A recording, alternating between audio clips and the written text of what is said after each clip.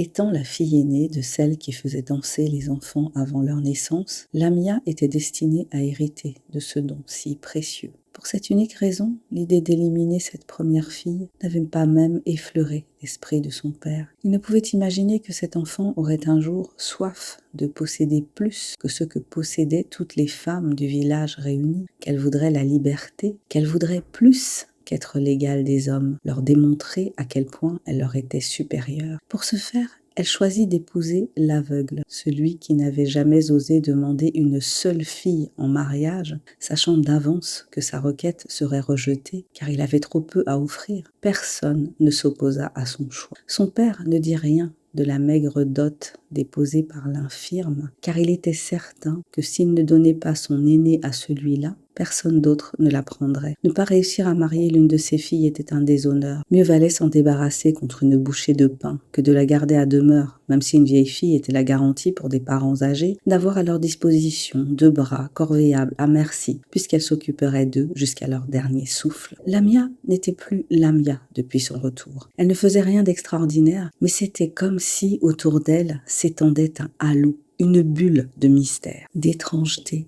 qui tenait les autres à distance. On chuchotait sur son passage, on tressaillait quand on découvrait soudainement sa présence. On avait peur d'elle, et l'on racontait qu'on l'avait vue marcher sur les eaux du lac, les soirs de pleine lune, que les objets qu'elle touchait se mettaient à briller, qu'il fallait se boucher les oreilles lorsqu'elle murmurait, car elle lançait des incantations maléfiques. Certains prétendaient même l'avoir vue ressusciter des animaux morts juste en soufflant sur leur corps. Lamia épousa l'aveugle et les ragots s'atténuèrent. En perdant sa virginité, il était probable qu'elle perdrait ses pouvoirs. 2 années après le mariage, la mère de Lamia mourut en donnant naissance à sa dernière fille. Alors, Lamia prit la place qui lui était due. Elle devint celle que l'on appelait lorsqu'un accouchement s'avérait difficile. Après avoir aidé une femme enfant, oisillon, tout juste envolée du nid, à accoucher de son premier bébé, Lamia avait réfléchi. Bizarrement, ce ne fut qu'en voyant ce jeune corps se battre pour donner la vie qu'elle se décida à remettre en cause le sort réservé aux bébés femelles, que l'injustice qui était faite aux femmes,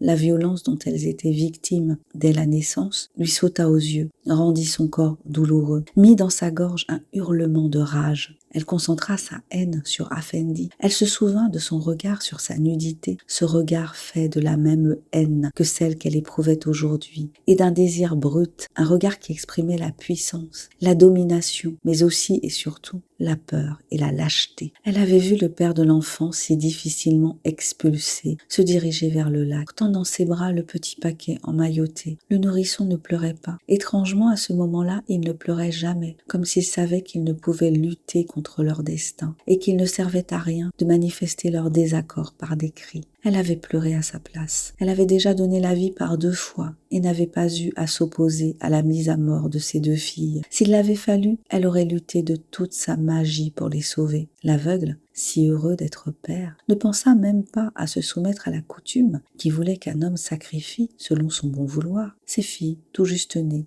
aux géants du lac. La barque avait fendu les eaux noires, immense étendue, si poissonneuse que l'on pouvait y pêcher sa pitance à main nue. Le lac dont les poissons étaient si bien nourris. Le lac, certaines nuits, Lamia entendait vagir les bébés du géant. C'était ainsi que l'on surnommait les petites filles sacrifiées, celles dont les hommes ne voulaient pas et qu'ils noyaient, comme on noie les chatons d'une trop nombreuse portée. Dissimulée par un tronc d'arbre, elle avait regardé le jeune père commettre son forfait en toute impunité. Voilà, c'était la suite de ma nouvelle « Les larmes du géant », extraite du recueil « Il était une fois une horrible princesse ».